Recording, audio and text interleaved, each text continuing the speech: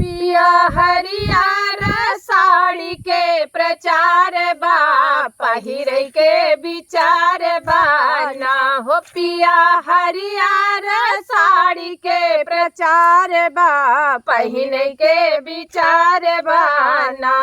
बढ़ल जात महंगाई कैसे साड़िया किनाई, बढ़ल जात महंगाई कैसे साड़िया किनाई, कैसे साड़िया किनाई, कैसे साड़िया किनाई।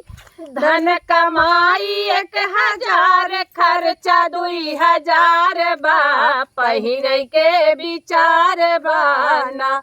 धन कमाई 1000 खर्चा 2000 बा, पहिरे के विचार बा ना।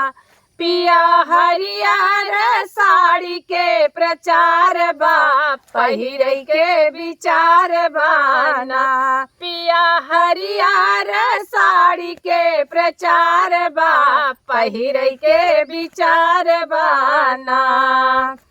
ले बसड़िया किनाई लड़का काई, ले बसड़िया किनाई लड़का पढ़ाई कैसे जाई, ले बसड़िया किनाई लड़का पढ़ाई कैसे जाई, लड़का पढ़ाई कैसे जाई, लड़का पढ़ाई कैसे जाई।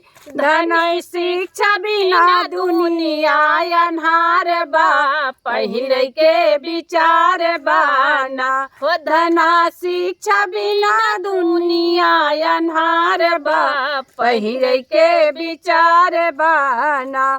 पिया हरियर साड़ी के प्रचार बा, पहिरे के विचार बा ना। पिया हरियर साड़ी के प्रचार बा, पहिरे के विचार बा ना। दाल होई गई 200, चावल होई गईल 60, दाल होई गई 200, चावल होई गईल 60, चावल होई गईल 60, चावल होई गईल 60। ओ पे चाह धनी सब्जी अचार बा, पहिरे के विचार बा ना। ओह पे चाह धन सब्जी अचार बा, पहिरे के विचार बा ना।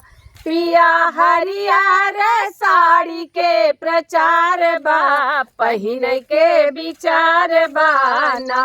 ओ पिया हरियर साड़ी के प्रचार बा, पहिरे के विचार बा ना।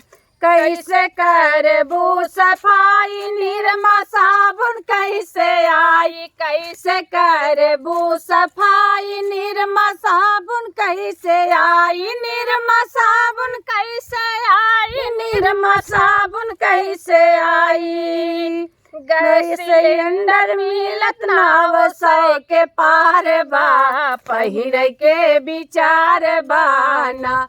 गैस सिलेंडर मिलत नाव 100 के पार बा, पहिरे के विचार बा ना। हो पिया हरियर साड़ी के प्रचार बा, पहिरे के विचार बा ना। हो पिया हरियर साड़ी के प्रचार बा, पहिरे के विचार बा ना।